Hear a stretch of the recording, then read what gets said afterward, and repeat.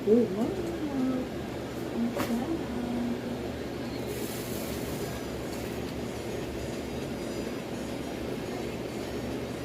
Sain muna tayo.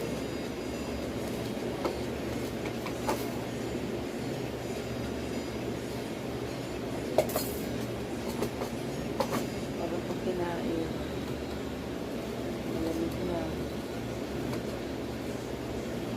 Ugaw na yung init ng kanin.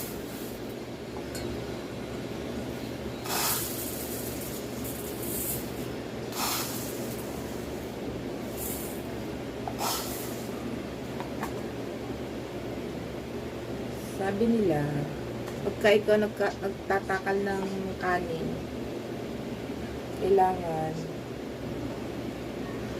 wag magkaroon ng walang laman. Kailangan lagi may laman para hindi ka daw nauubusan ng grasya. Si lola mo, sunod-sunod din naman. Lalo ako kung sumunod. Tama kayo sa akin. Ano ba natin? Tayo sa maliwanag. Labang ko lang ito mga kananay. Kaya mamaya, busy-busy nyo naman. Kailangan maaga magsaing para pagka dating ng tanghalian,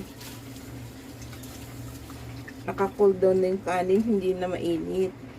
Ang sabi, pag malamig na yung kanin, maganda na yan sa ating mga may sugar, mga may diabetes. Kaya ako maaga pa nagsasaing na para pinapalamig. Hanggang gabi, hindi ko na po iniinit yun. Kaming kinakain namin mag-asawa ganoon. Mga alas 11 kasi nito malamig na. Kaya naagahan ko itong nagsalang ng kanin. Pangalawa, para hindi na rin mainit sa bahay ang singaw. Nasa natin yung pet.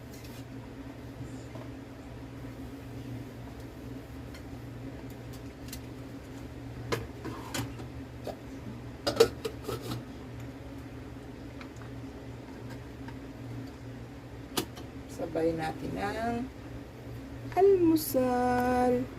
Mag-almusal na mga kananay. Hindi na natin kumain ng breakfast. Iinom ng mga maintenance. Inom tayo ng maintenance high blood.